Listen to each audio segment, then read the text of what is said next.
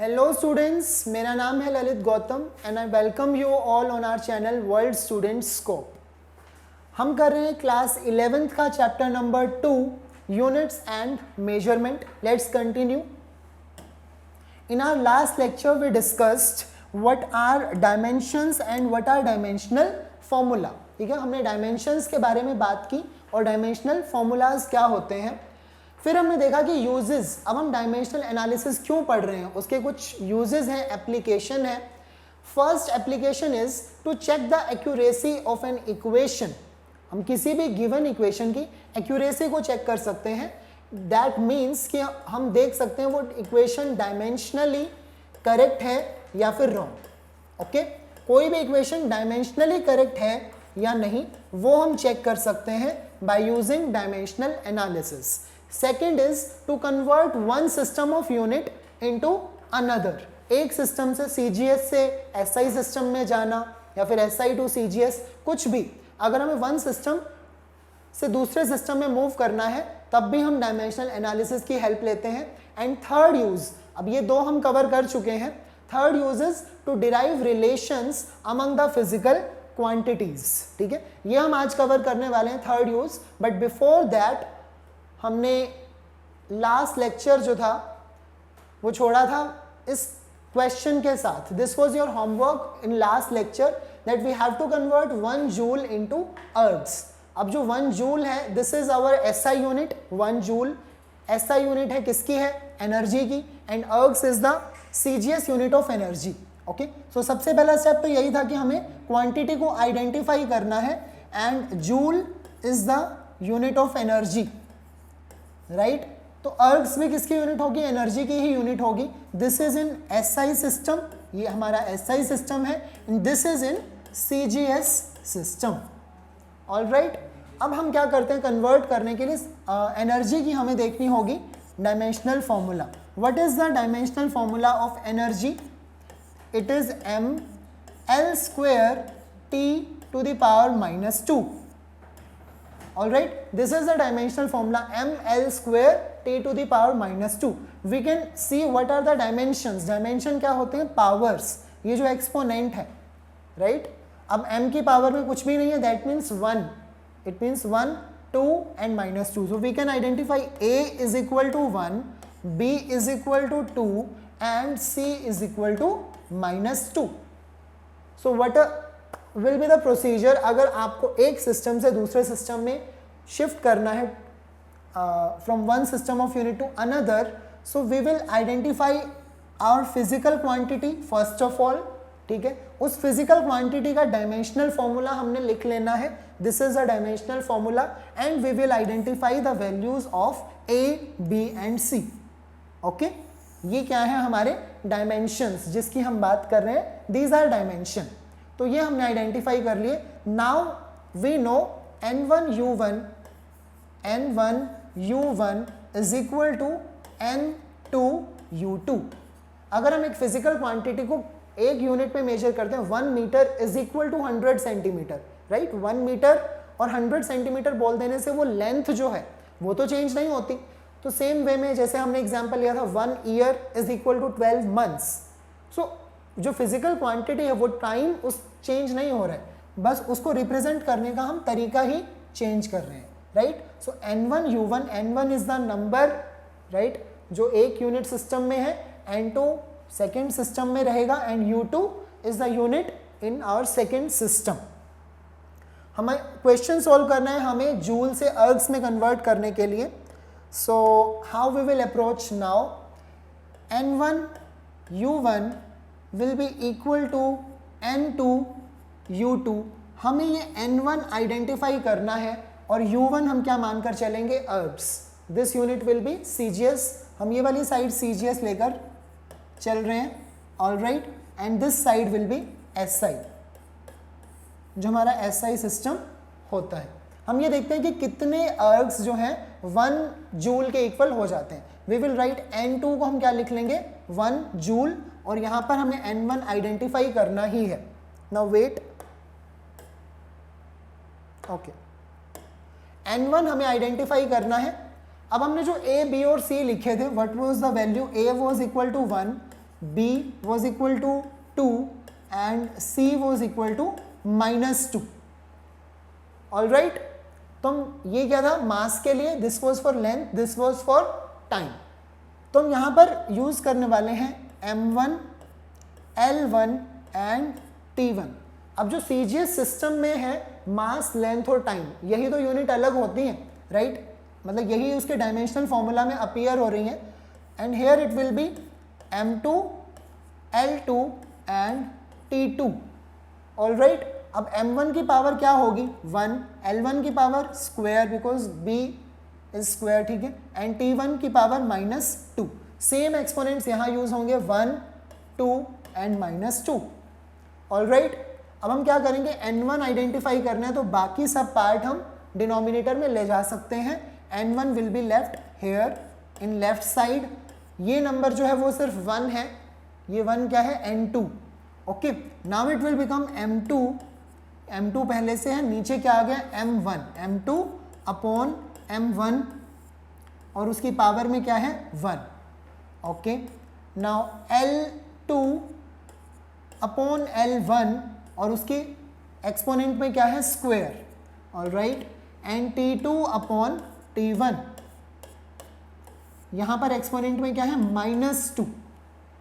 यहां तक करेक्ट है, हमने N1 U1 equal to N2 U2 लिखा। यहां हम यूज कर रहे हैं CGS सिस्टम, जो हमें फाइंड आउट करना है कि how many ergs is equal to 1 joule, ये हमें फाइंड आउट करना है। So this will be our 1 joule. अब I am not writing joule here, यहाँ पर मैं डायमेंशनल फॉर्मूला ही यूज कर रहा हूँ। We are using dimensional analysis, right? So M2, L2 and T2 in one system, M1, L1 and T1 in another system. अब हमने इसे एक तरफ कर दिया। N1 जो हमें निकालना है अननोन, उसे हमें फाइंड आउट करना है। All right, now mass M2 means वो SI सिस्टम में हमें यूज करना है। M1 का मीनिंग है वो हमें CGS सिस्टम में यूज करना है। तो SI सिस्टम में वी नो मास होता है 1 kg और CGS सिस्टम में हम यूज करते हैं 1 ग्राम, राइट? और एक्सपोनेंट में क्या है 1।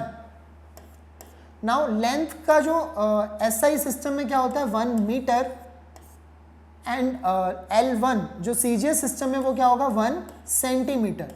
एक्सपोनेंट में क्या है 2।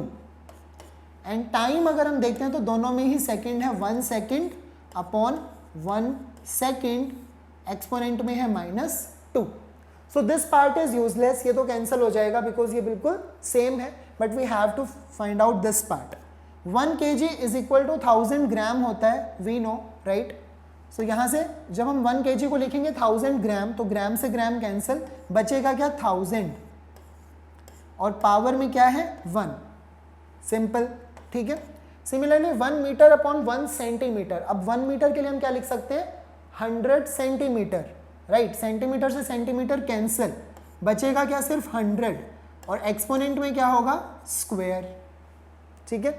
सो this is 1000 and this is 100 square. तो 100 का जब स्क्वायर होगा तो कितनी जीरोज आ जाएंगी 4, राइट? और 3 जीरो यहाँ पर है, सो ओवरऑल कितनी जीरोज हो जाएंगी 7, 10 की power 7।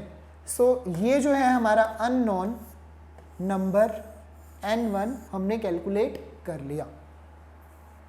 Now see this part, this is how we will convert one system of unit into another. एक सिस्टम को हम दूसरे में कन्वर्ट करेंगे। N1 की वैल्यू आ गई 10 की power 7। Now what is the meaning कि जो N1 है 10 की पावर 7 है, it means, okay, it means 1 joule is equal to 10 to the power 7 अर्ग्स। यही हमें फाइंड आउट करना था, दिस वाज क्वेश्चन, ठीक है। 1 joule is equal to how many ergs, तो हमें पता लग गया दिस जो क्वेश्चन मार्क था which we have to find out, this is 10 to the power 7 ergs. Alright, so this was the application जो हमने यूज की। सेकेंड पार्ट था जहां पर हमें एक सिस्टम से दूसरे सिस्टम में कन्वर्ट करना आना चाहिए। नाउ थर्ड पार्ट, और I can say third application जो हमने कल कवर नहीं की थी, it was third use of dimensional analysis. क्या है? To derive relations among various physical quantities. अभी हम देखेंगे हम किस तरह से डिराइव करेंगे relations among various physical quantities. Let's take one example. Okay, time period of simple pendulum. हमें पता है सिंपल पेंडुलम क्या होता है, जस्ट एक पेंडुलम होगा, कुछ मास, एक हमें क्या यहाँ पर क्या होगा, एक मास बॉब, जिसको हम कहते हैं बॉब, ओके, उसे हम इस तरह से स्ट्रेच कर देंगे विद अ स्ट्रिंग। उस स्ट्रिंग की कुछ ना कुछ लेंथ होगी obviously, let's say L is the length of the string, M is the mass of Bob, alright, और हम उसे कुछ हाइट पर ले जाते हैं और फिर हम उसे रिलीज कर देते हैं एंड इट स्टार्ट्स स्विंगिंग। ये स्विंग करना स्टार्ट कर देता है इस तरह से, और हमें उसका क्या कैलकुलेट करना है, time period. Now what is time period? जब पेंडुलम ने यहाँ से स्टार्ट किया फ्रॉम दिस पोजीशन, वो यहाँ तक जाएगा और फिर वापस आएगा, जाएगा और फिर वापस आएगा, so that time is known as time period of pendulum. अब वो कितना टाइम लेगा ये हमें नहीं पता, this thing we have to calculate. ये फिजिकल क्वांटिटी टाइम पीरियड हमें कैलकुलेट करनी है, तो हमें सोचना होगा कि ये किस पर डिपेंड कर सकता है। हम अपनी तरफ से एज्यूम कर रहे हैं, हम सिर्फ एक तरह से तुक्का लगा रहे हैं कि जो टाइम पीरियड है यहाँ से जाने का और वापस आने का, ये टाइम पीरियड मास पर डिपेंड कर सकता है। मुझे ऐसा लगता है कि शायद मैं इस बॉब का मास अगर चेंज करूं तो टाइम पीरियड चेंज हो सकता है। आई एम जस्ट एज्यूमिंग, अभी हमें पता लग जाएगा कि ये सही है या फिर नहीं, ओके। सिमिलरली अगर मैं इस स्ट्रिंग की लेंथ को चेंज कर दूं, अगर इसे छोटा या बड़ा हम कर दें, तो भी मुझे लगता है कि शायद टाइम चेंज हो सकता है। सो time will depend on length, this is also my assumption. और मुझे ये लग रहा है कि अगर ये ग्रेविटी, ऑब्वियसली मास को कौन अपनी तरफ पुल करता है, किसी भी मास को, अगर हम अर्थ पर हैं तो obviously acceleration due to gravity उस पर एक्ट कर रही है, सभी मासेस पर, राइट। नाउ मुझ पर भी वो ग्रेविटी एक्ट कर रही है, right. So this gravity is also responsible. अगर हम मून पर ले जाएंगे तो हमें पता है ये जो जी है ये वैल्यू चेंज कर जाती है, और मून पर टाइम पीरियड कुछ और आ सकता है, राइट। तो मुझे ऐसा लगता है कि ये जो टाइम पीरियड है वो जी पर भी डिपेंड करना चाहिए, that means acceleration due to gravity पर भी डिपेंड करना चाहिए। This is my assumption, alright. मुझे ये लगा कि जो टाइम पीरियड है it should depend upon mass of this bob, length of the string and G, that means acceleration due to gravity. But अभी मुझे ये नहीं पता कि वो इस पर कैसे डिपेंड करेगा। क्या वो मास पर डायरेक्टली प्रोपोर्शनल होगा, क्या वो लेंथ पर डायरेक्टली प्रोपोर्शनल होगा, इन्वर्सली प्रोपोर्शनल भी हो सकता है, इन्वर्स में स्क्वायर रिलेशन भी आ सकता है, कुछ भी हो सकता है, राइट। अब वो कैसे डिपेंड कर रहे हैं हमें नहीं पता। अगर हम एक्सपेरिमेंट करें तो हम ऑब्वियसली फाइंड आउट कर सकते हैं कि मास के साथ में टाइम पीरियड इंक्रीज हुआ या डिक्रीज हुआ, वो हमें पता लगेगा। But we are not going to do experiment. हमें थ्योरेटिकली डायमेंशनल एनालिसिस की हेल्प से एक फॉर्मूला डिराइव करना है टाइम पीरियड के लिए, alright. So this time period I am assuming कि वो डिपेंड करेगा मास, लेंथ और ग्रेविटी पर, but I don't know in which way. तो मैं यहाँ पर एक्सपोनेंट यूज करूँगा, मास की पावर a, लेंथ की पावर b एंड g की power c। Now why I am using this, हमें ये a, b और c कैलकुलेट करने हैं, हमें ये a, b, c कैलकुलेट करने हैं। अगर फॉर एग्जाम्पल दिस a, अगर ये जो a है वो आता है positive, so that means mass के इंक्रीज करने से टाइम पीरियड भी क्या होगा, इंक्रीज होगा। If this value a is positive, हमें पता लगेगा कि टाइम और मास डायरेक्टली प्रोपोर्शनल रिलेशन में है। If this a comes out to be negative, negative अगर ये आता है तो हमें पता लगेगा कि वो इन्वर्सली प्रोपोर्शनल रिलेशन में है, बिकॉज फिर नेगेटिव का मतलब ये है कि मास डिनोमिनेटर में आ जाएगा, है ना। और अगर डिनोमिनेटर में कोई चीज़ है तो इसका मतलब वो इन्वर्सली प्रोपोर्शनल है। और अगर ये जो a है वो आता है 0, लेट्स से कुछ भी आ सकता है, अगर ये 0 आया सो दैट मीन्स मास की पावर 0, मतलब वो क्या हो गया, मैटर ही नहीं करेगा यहाँ पर, है ना, उसकी कोई इंपॉर्टेंस नहीं है। सो time is independent of mass. अगर पॉजिटिव आता है तो डायरेक्टली प्रोपोर्शनल होगा, नेगेटिव आता है तो इसका मतलब रिलेशन कैसा होगा, इन्वर्सली प्रोपोर्शनल, और अगर 0 आता है तो इसका मतलब वो इंडिपेंडेंट होगा।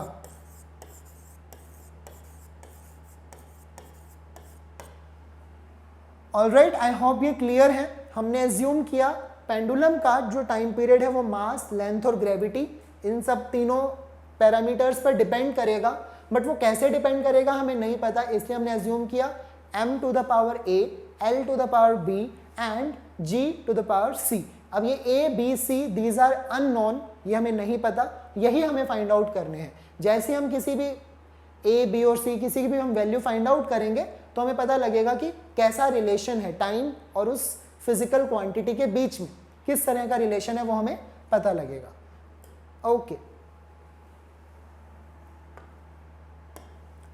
so we have assumed time is proportional to m to the power a, length to the power b and g to the power c। और प्रोपोर्शनैलिटी कांस्टेंट को अगर मैं प्रोपोर्शनैलिटी को अगर मैं इक्वल टू बनाना चाहता हूं तो I have to use some constant k। अब ये जो कांस्टेंट है ये हमें नहीं पता, राइट? बाकी कुछ भी चेंज नहीं होगा, m की पावर a है, लेंथ की पावर b है और g की पावर c।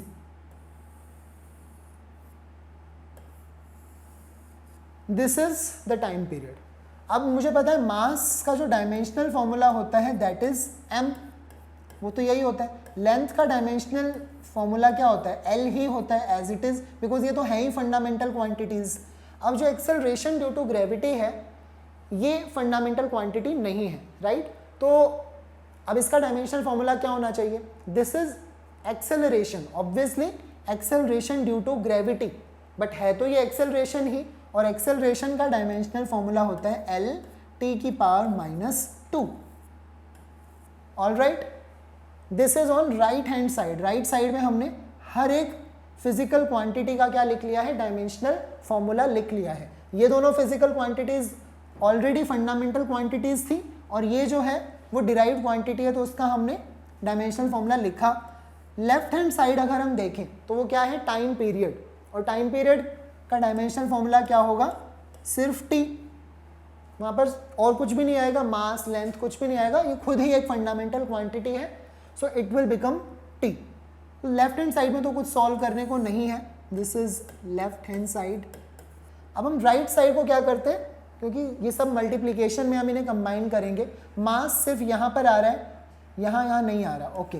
सो मास सिर्फ एक ही बार यूज हो रहा है, लेंथ यहाँ पर भी है, यहाँ पर भी है, तो लेंथ का क्या हो जाएगा? स्क्वायर, और टाइम की पावर में क्या आ जाएगा? -2,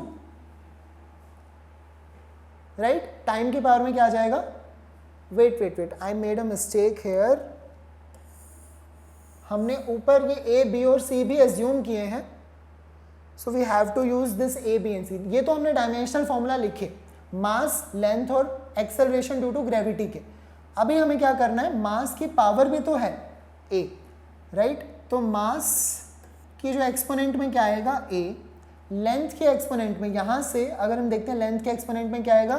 बी, राइट? और ये जो कंप्लीट है इसके एक्सपोनेंट में ए लगा है, यहाँ पर बी लगा है और यहाँ पर सी। हमें ये एक्सपोनेंट्स को नहीं भूलना है, ए, बी और सी। अब ये जो सी है ये कहाँ जाएगा? दोनों को मिल जाएगा, एल की पावर सी और टी की पावर क्या हो जाएगी? -2c। ऑलराइट, मास को एज इट इज m की पावर a, लेंथ की पावर b, और ये जो था एक्सेलरेशन ड्यू टू ग्रेविटी का डायमेंशनल फॉर्मूला, और g की पावर हमने क्या लगाई है? c। सो इस कंप्लीट डायमेंशनल फॉर्मूले पर क्या लग जाएगा? एक्सपोनेंट c, और वो एक्सपोनेंट दोनों को मिल जाएगा, लेंथ को भी, टाइम को भी। Now these two are having same base, दोनों का बेस क्या है? लेंथ। तो हम क्या कर सकते हैं? कंबाइन कर सकते हैं और पावर्स क्या हो जाएंगी? Add. So it will now become mass to the power a, length to the power b plus c. All right, base is same, so exponents will add and time to the power -2c. Okay, so this is the dimensional formula from right hand side. अगर हम right hand side को solve कर रहे हैं तो हमारा dimensional formula कुछ ऐसा आ रहा है। Okay, now we have to compare left hand side and right hand side. अब हमें क्या करना है? कंपेयर। अगर हम मास को कंपेयर करते हैं तो देखिए लेफ्ट हैंड साइड में मास है ही नहीं, इसको हम ऐसे लिख सकते हैं m की पावर भी 0, l की पावर भी 0 और t की पावर क्या है? 1। इसे हम ऐसे लिख सकते हैं। So now we can compare this A from left hand side. A will become 0. यहाँ पर मास की पावर A है और जो लेफ्ट साइड में है मास की पावर क्या है 0. तो हमने कंपेयर किया, A की वैल्यू आ गई 0. यहाँ हम लेंथ की पावर एक्सपोनेंट देख सकते हैं B प्लस सी और यहाँ पर लेंथ का एक्सपोनेंट क्या है 0. सो मेरे पास एक इक्वेशन बन जाएगी कि B plus C is equal to 0. यहाँ पर B प्लस सी और इधर 0. नाउ अगेन राइट साइड में अगर हम टाइम का एक्सपोनेंट देखते हैं तो -2c. ओके, और लेफ्ट साइड में टाइम का एक्सपोनेंट क्या है 1. तो आई कैन से कि -2c इज इक्वल टू 1. यहाँ पर क्या है वो 1. Now most of the part is done. अब हमें क्या करना है, सिर्फ a, b और c की वैल्यूज फाइंड आउट करनी है. ठीक है, a की वैल्यू में साफ ही पता लग गई 0. अभी हमने लास्ट देखा था कि अगर a की वैल्यू 0 आ जाती है दैट मीन्स जो हमारा टाइम पीरियड है वो मास पर डिपेंड ही नहीं करेगा. अगर a की वैल्यू 0 आ गई तो टाइम पीरियड मास पर डिपेंड नहीं करेगा. तो जो मैंने अजम्पशन मानी थी कि टाइम पीरियड मास, लेंथ और ग्रेविटी पर डिपेंड करना चाहिए, तो वो गलत थी. मास पर डिपेंड नहीं करता क्योंकि a की वैल्यू 0 आ गई. Right, now see the value of b and c, वो हमें कैलकुलेट करनी पड़ेगी. -2c is equal to 1. तो यहाँ से अगर हम c देखते हैं, c it will be equal to minus, negative sign हम वहाँ भेज देंगे, एंड 1/2. ओके, तो c इज इक्वल टू -12. और जब हम ये c की वैल्यू डालते हैं b प्लस सी यहाँ, तो क्या होगा, b plus -12 is equal to 0. b plus c is equal to 0. so b will come out as positive half. वो उधर जाके प्लस हाफ बन जाएगा. करेक्ट है? Okay, wait. so now we know the value of c is -12, the value of b is +12 and the value of a is 0. If this part is clear to you, we should move ahead. अब हमें क्या देखना है, A, B और C हमें पता है, तो हम यहाँ आ जाते हैं. So I can write time period will be equal to, हमने इक्वल कन्वर्ट कर दिया था और प्रोपोर्शनैलिटी कांस्टेंट मान लिया था K.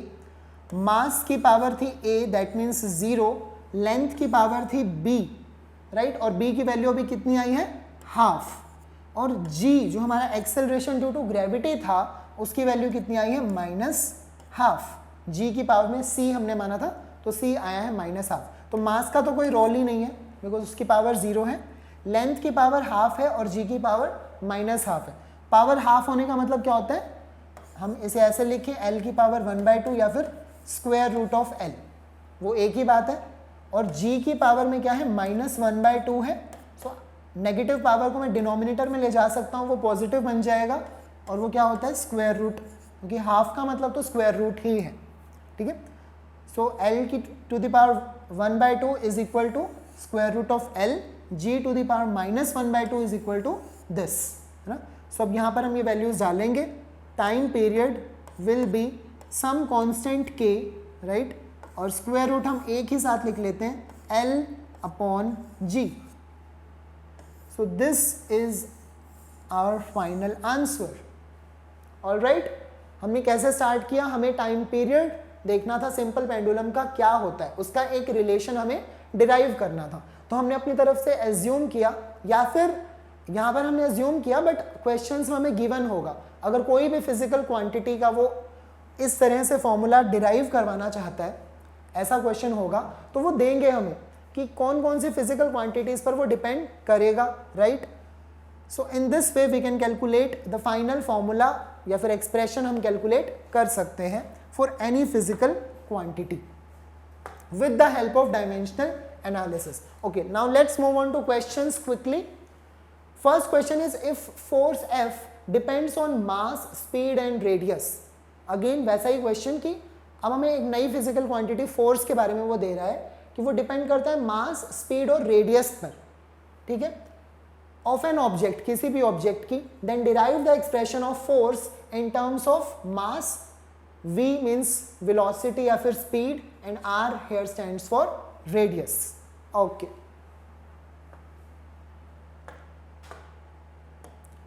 So हमें force के लिए डिराइव करना है एक रिलेशन, यानी कि प्रोपोर्शनल होगा वो मास स्पीड, मास को हम रिप्रेजेंट कर रहे हैं कैपिटल M, स्पीड को हम रिप्रेजेंट कर रहे हैं V, और रेडियस को हम रिप्रेजेंट कर रहे हैं R। ओके, तो वो तीनों पर ही डिपेंड करेगा, मास, स्पीड और रेडियस। बट वो कैसे डिपेंड करेगा हमें नहीं पता, इसलिए हम A, B और C अपनी तरफ से एज्यूम कर लेंगे। और अगर इस प्रोपोर्शनैलिटी को हम कन्वर्ट करना चाहते हैं इक्वल में, so we will have to use a constant K।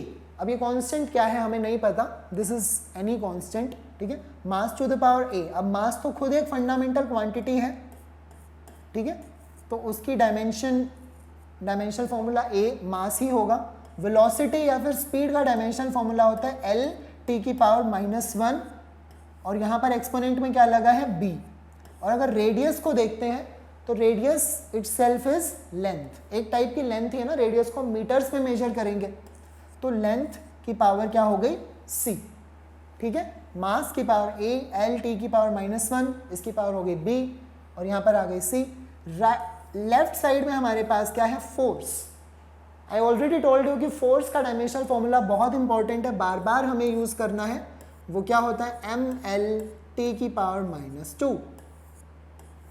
So this is left hand side and this is right hand side. अब राइट हैंड साइड को हम कंबाइन कर लेते हैं, तो ये हो जाएगा मास, लेंथ, आप देखिए यहाँ से पावर B और यहाँ से पावर C कंबाइन हो जाएंगी, मास के साथ में पावर A आएगा, ठीक है। और टाइम अगर हम देखते हैं तो टाइम की पावर -1 और फिर B, तो इट विल बिकम -B, और कहीं पर टाइम है ही नहीं। तो बस ये हो गया हमारा राइट साइड में डायमेंशनल फॉर्मूला, और ये हो गया लेफ्ट साइड में dimensional formula. Now we have to compare same base, जो भी जहाँ पर भी बेस सेम है वहाँ पर हम कंपेयर कर सकते हैं, कंपैरिजन करना है। ओके, मास यहाँ पर क्या है 1, लेंथ यहाँ पर 1 है, और टाइम के साथ में क्या है -2 exponent. So A will be equal to 1, हम देख सकते हैं A should be equal to 1। Length के पास क्या है B + C एक्सपोनेंट, और वहाँ लेंथ पर है 1।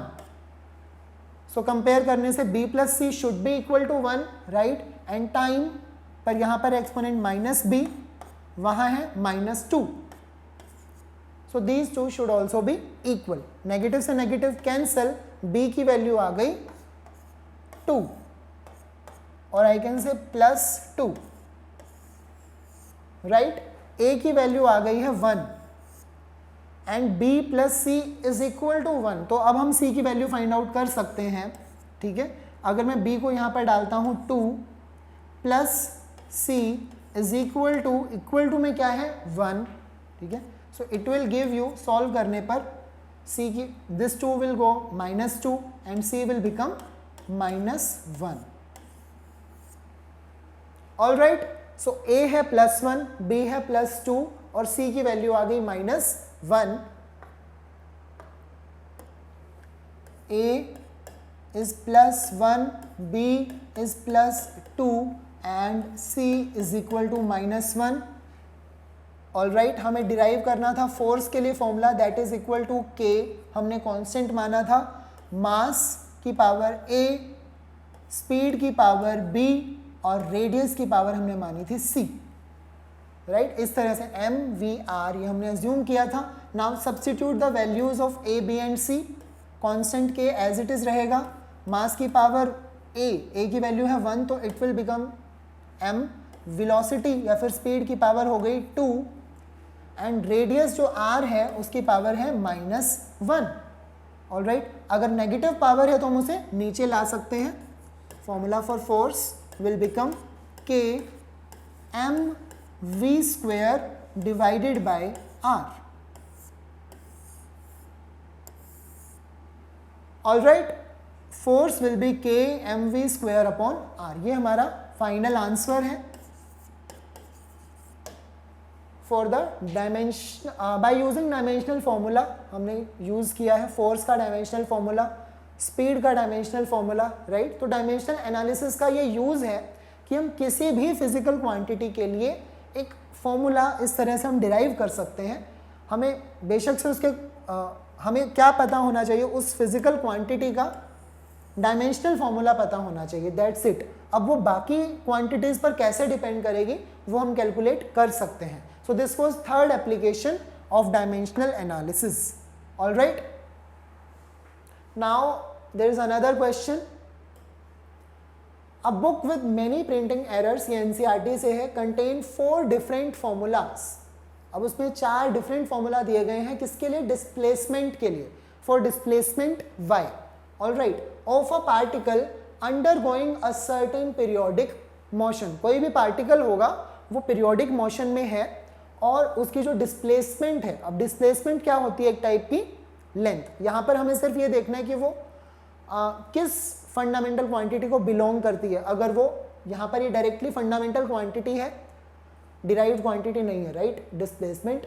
A book with many printing errors contain 4 different formulas. अब ये 4 डिफरेंट फॉर्मूलाज दिए गए हैं और हमें देखना है कि इनमें से कौन सा जो फॉर्मूला है डायमेंशनली करेक्ट है, कौन सा फॉर्मूला डायमेंशनली करेक्ट नहीं है। सो अभी तक हमने जितना भी कवर किया है वो सब यहाँ पर यूज होगा। एप्लीकेशन 1, 2, 3, मतलब डायमेंशनल एनालिसिस की एप्लीकेशन बेस्ड ही क्वेश्चन है। Now see first part, y यानी कि हमारी डिस्प्लेसमेंट है, इज इक्वल टू a। यहाँ पर क्या, यहाँ पर a का मीनिंग है एम्पलीट्यूड, एम्पलीट्यूड। तो ये भी डायमेंशनल क्या होगा? l के ही इक्वल होगा, इसका डायमेंशन भी लेंथ होगा और y का डायमेंशन तो है ही लेंथ।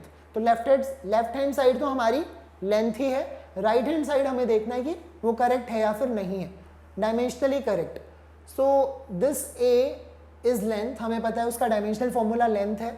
साइन के अंदर है 2 pi, okay, small t upon capital T। अब ये स्मॉल t और कैपिटल T जो है वो टाइम के लिए स्टैंड करते हैं, ठीक है। सो ये भी टाइम है और ये भी टाइम है, सो दोनों की जो यूनिट है वो कैंसिल हो जाएगी।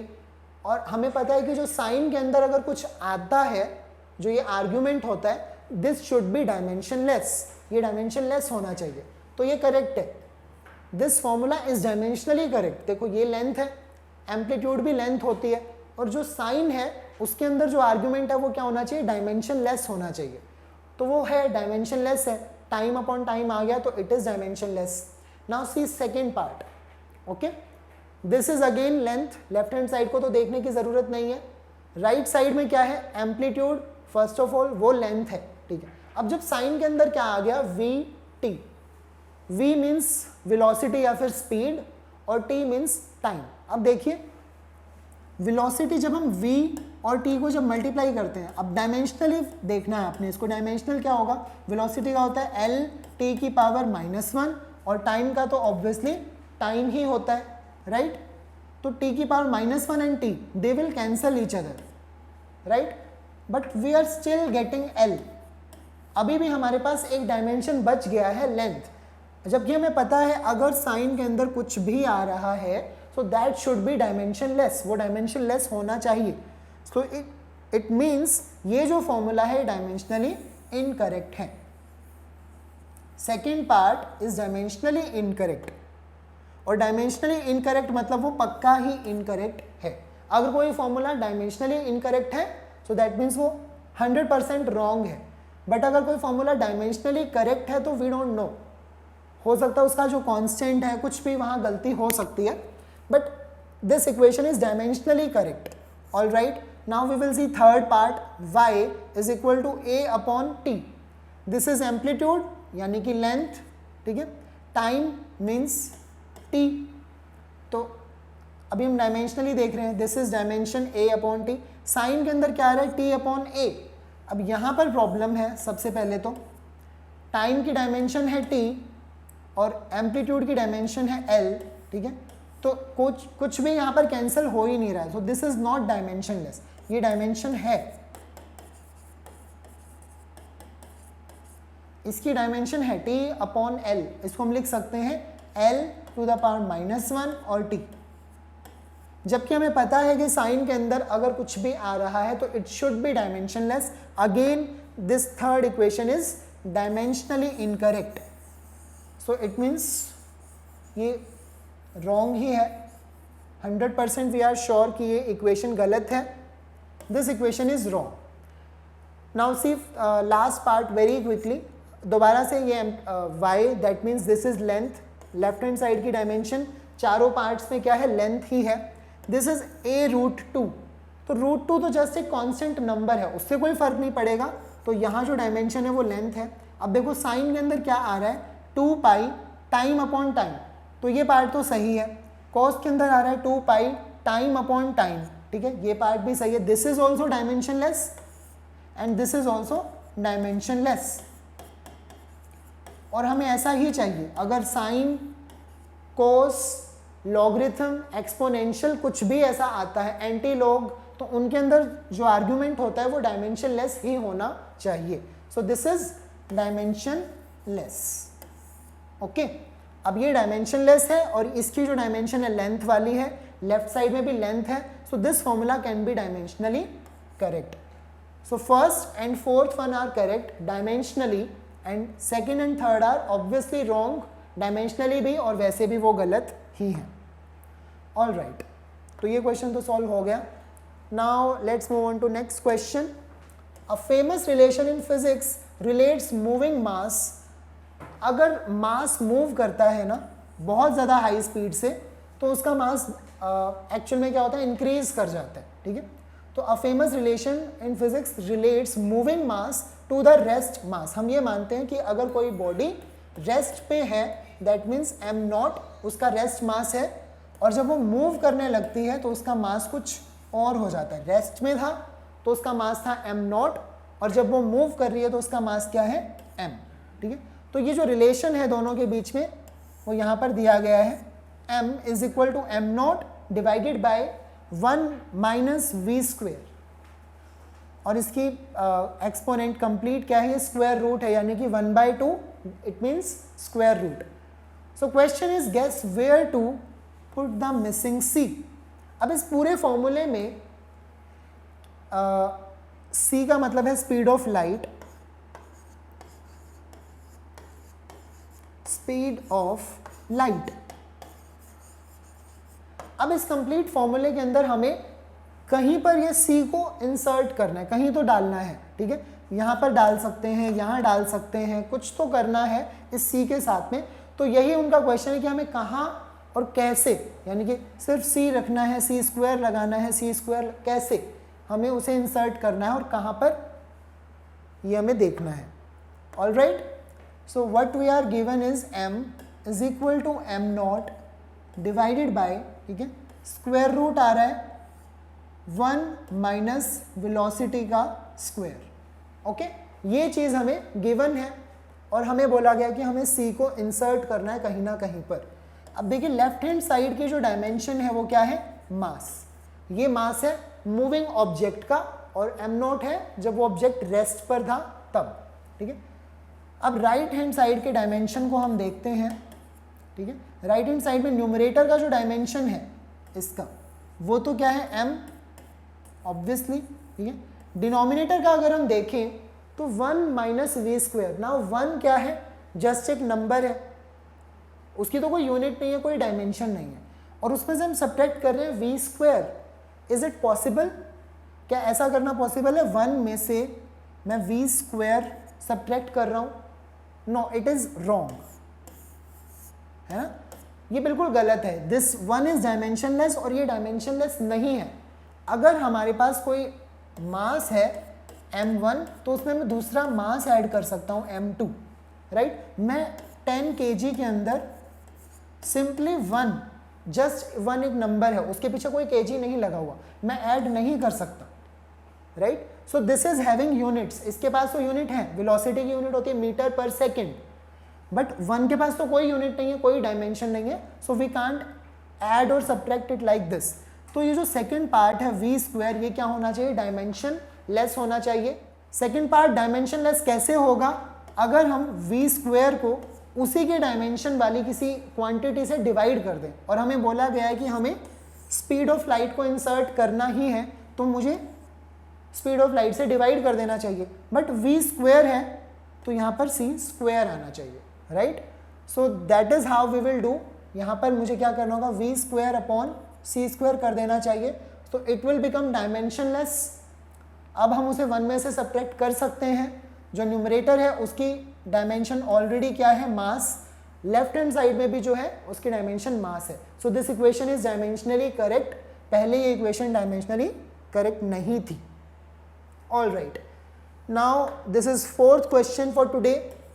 अ force F is given by this equation. हमें फोर्स दिया गया है इस इक्वेशन के थ्रू, where T is time. What are the dimensions of A and B। हमें A और B के डायमेंशंस बताने हैं। सो सी, फोर्स का डायमेंशन फॉर्मूला हमें याद होना चाहिए, mLT की पावर -2, ठीक है, इज इक्वल टू A। उसका हमें डायमेंशन फॉर्मूला नहीं पता, मल्टीप्लाई हो रहा है T के साथ में, और T इज टाइम, तो उसका डायमेंशनल फॉर्मूला T हो जाएगा, प्लस मतलब A का भी कुछ ना कुछ डायमेंशन तो होगा, मैं स्क्वायर ब्रैकेट्स लगा सकता हूँ, प्लस B का भी डायमेंशनल फॉर्मूला हमें नहीं पता, ठीक है, हमें डायमेंशंस बताने हैं A और B के, and this is T square, so it will become T square. All right, left hand side में हमें पता है डायमेंशन क्या है, force.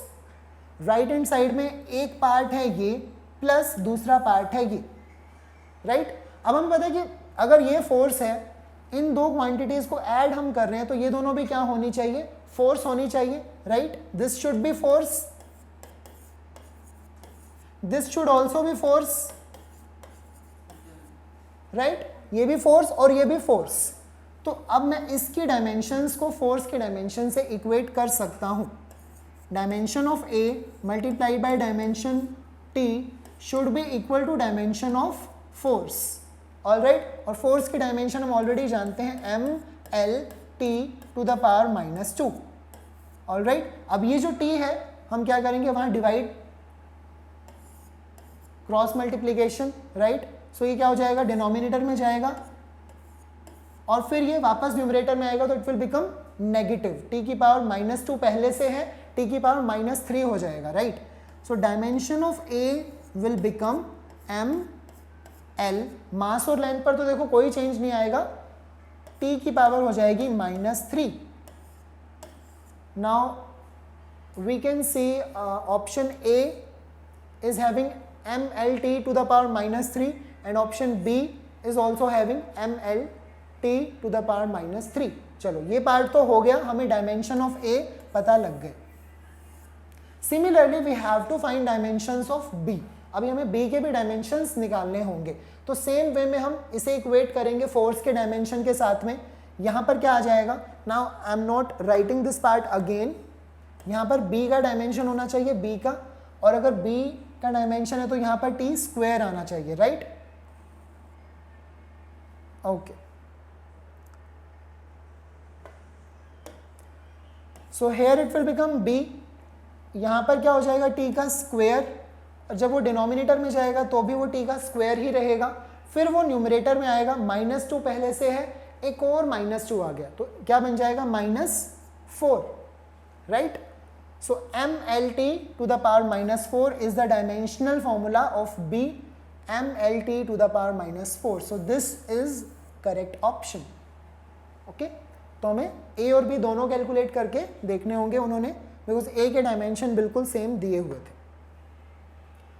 So that's all for today. Today we have finished dimensional analysis and its application. हमने application part जो है उसे फिनिश कर दिया है, ठीक है।